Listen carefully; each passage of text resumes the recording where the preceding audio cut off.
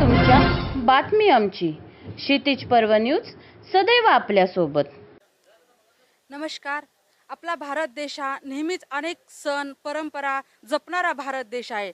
तसेच याच धर्तीवर धार्मिक सांस्कृतिक अनेक राजकीय जे काही कार्यक्रम आयोजित केले जातात आपल्या भारत देशातच आयोजित केले जातात। म्हणून भारत देश हा रूढी आणि परंपरा जपणारा भारत देश म्हणून ओळखला जातो। तसेच ज्या विषाणूने पूर्ण भारत देशातच नव्हे तर पूर्ण देशामध्ये महामारीने जो काही धुमाकूळ घातलेला आहे त्यामुळे जनजीवन विस्कळीत झालेले असतानाही नवरात्रीसारख्या जो सण आहे, जो पारंपरिक सण आहे नवरात्री दुर्गाचा जो सण इथे उलव्याच्या या धर्तीवर शिवसंघर्ष प्रतिष्ठान यांनी आयोजित केलेला आहे। आणि विशेष म्हणजे याचे आयोजक आहेत अखिलेश यादव आणि त्यांचे सहकार्य। आणि सांगायला मला अभिमान वाटतो की यांनी या कार्यक्रमाच्या माध्यमातून सफाई कामगाराचा विशेष म्हणजे सफाई कामगाराचा एक पुरस्कार देऊन त्यांना गौरव करण्यात येत आहे। म्हणून आपण त्यांची थोडीशी चर्चा करूया आणि जाणून घेऊया त्यांना काय वाटतंय। तुमचं नाव काय? भूमिका परेश गावंड। कुठून आलात? बोरखार उरण। काम कुठे करता तुम्ही? सिडको सफाई कामगार आहे। आज हा जो शिवसंघर्ष प्रतिष्ठान आज तुमचा हे देऊन पुरस्कार देऊन तुमचा सत्कार करत आहे, तुम्हाला काय वाटतं आहे?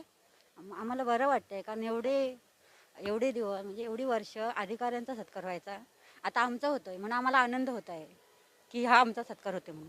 तुमचं नाव काय? जानवी विनोद कडू, तुम्ही कुठे काम करता? उलवणवाडी। तुम्हाला काय वाटतं आज तुमचा सत्कार होत आहे? पहिल्यांदाच होतोय का सत्कार? हो, पहिल्यांदाच होतं। आनंद होत आहे आम्हाला। आनंद होतोय। काय वाटतं तुम्हाला? चांगलं वाटतं आता सत्कार करतात आपल्या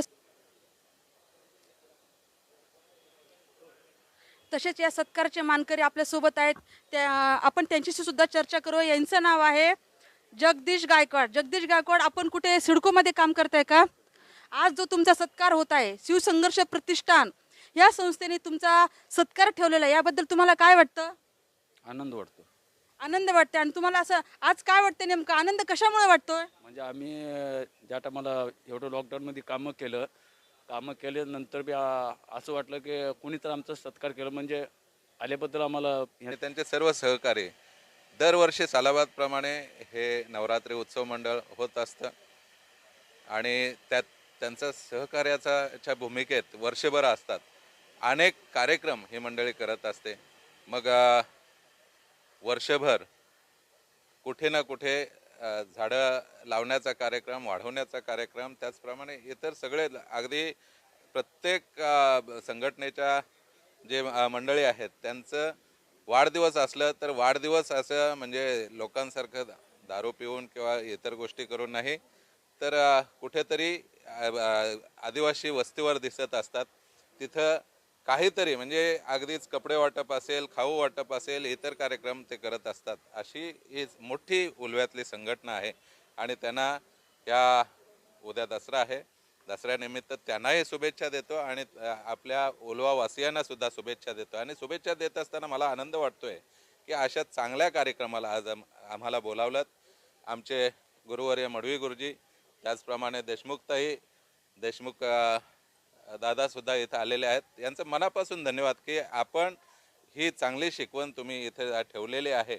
आज 5 लाखाचं इन्शुरन्स म्हणजे आयुष्यमान भारत योजना ही फार मोठी योजना जी गोरगरिबांपर्यंत पोचवलेली आहे। आज 4 दिवस सतत ही लेखणी त्यांची सुरू आहे। अनेक लोकांना त्याचा एक भाग म्हणून, अर्थातच जर समजा कोविडमध्ये कुणाला जर आजारी झाल्यानंतर मोठ्या हॉस्पिटलची सोय सुविधा करायची असली तर ती फार महागात होते आणि त्यावेळेला काही म्हणजे उपचार न होता माणूस काही दगावू शकतो। पण प्रत्येक माणूस जगला पाहिजे आणि ही जगवण्याची क्षमता फक्त मला तरी वाटतं आज हे संघर्ष प्रतिष्ठान आहे त्यांनी हे डोळ्यासमोर ठेवलेले आहे।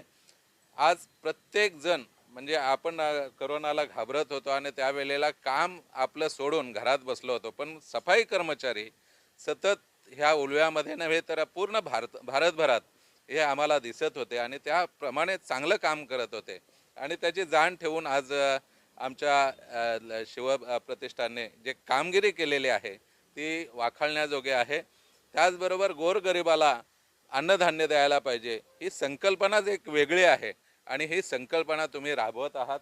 अखिलेश मडवी आणि तुम्ही सर्व सहकारी, तुमचं मनापासून धन्यवाद. एक उलवेकर म्हणून आम्हाला फार अभिमान वाटतोय.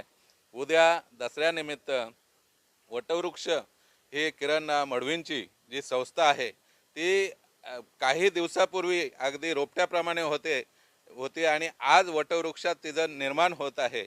आम्हाला आनंद वाटतोय. गुरुजी इथे आमचे गुरुजी आहेत, त्यांचेच ते पुतणे आहेत, फार चांगली कामगिरी करत असतात आणि ह्या कार्यक्रमासाठी ज्यांचा आशीर्वाद आहे ते देशमुख दादा सुद्धा इथं आलेले आहेत. मनापासून धन्यवाद की अशीच प्रेरणा तुमच्या माध्यमातून, तुमच्या सर्व सहकाऱ्यांच्या माध्यमातून ही फळत राहो. लोकांना त्याचा लाभ सतत मिळत आहे. त्याबद्दल उलवेकर म्हणून पुन्हा एकदा मी अभिनंदनाचा, त्यांना एक आशीर्वादाचा, म्हणजे सर्व हे माझ्यापेक्षा लहानच आहेत म्हणून आशीर्वादाचा एक हात म्हणून सतत आम्ही त्यांच्या पाठीशी आहोतच, पुढं राहू आणि अशीच चांगली कामगिरी करत राहू. हा उलवे नोडमध्ये हा आमचं नवरात्रीचं दुसरं वर्ष आहे. लास्ट वर्षी आम्ही पहिलं स्टार्टिंग दहीहंडी, नंतर नवरात्रीचं साजरा केलेलं. तसं सहभागी नॉर्मली 5 ते 7 हजार लोक आलेले होते. यावर्षी कोरोनाच्या काळामुळं आम्ही गव्हर्नमेंटचं जसं काय नियम निघाले त्याचं पालन करता आम्ही एक देवीचा आशीर्वाद घ्यायला आम्ही स्थापना केलेला आहे.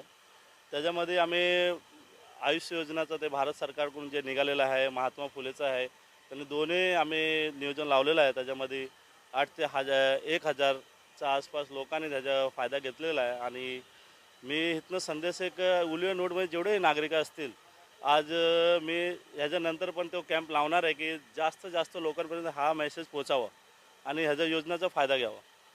बाकी ह्याच्यामध्ये आज आम्ही सफाई कर्मचारी आणि धान्य वाटप, जसं गोरगरीब आहेत, इथले लेबर आहेत किंवा काही लोक आहेत, त्यांना आम्ही वॉचमॅन आहेत, त्यांना आम्ही धान्य वाटपचं एक छोटंसं द्यायचा प्रयत्न केलेला आहे. जसं शिवसंघर्ष प्रतिष्ठान ह्याच्या महाराजांचं नाव आहे, शिवाजी महाराजांचं नाव आहे. शिवाजी महाराज पण आज पहिलं गोरगरिबांनाच पहिलं पुढं करायचे. ज्यांचं काय मागणी असतील किंवा काही गोष्ट असतील किंवा काय अडचण असतील त्यांच्यामध्ये ते पहिलं जायचं आणि पहिलं प्रयत्न करायचं सोडवायचं. त्याचं आम्ही त्या हिशोबानेच पहिलं थोडंसं आम्ही सफाई कर्मचारी त्यांना आम्ही सपोर्ट करायला थोडंसं सहकार्य केलं आहे की आमच्यामुळं त्यांना असं वाटावं की हां आम्ही पण थोडं कामं करतो आहे. म्हणजे लोक तरी कसं आजकाल नेते ते लोक ऑफिसमध्ये बसून नुसतं काय ना काय फक्त बोलतील पण ते करून दाखवत नाही आहेत. मग त्या हिशोबाने आम्ही थोडंसं आमचं शिवसंघर्ष प्रतिष्ठानच्या वतीने आम्ही थोडंसं प्रयत्न केला आहे की या गोष्टी घडावं आणि त्यांच्यापासून मेसेज पोचावा.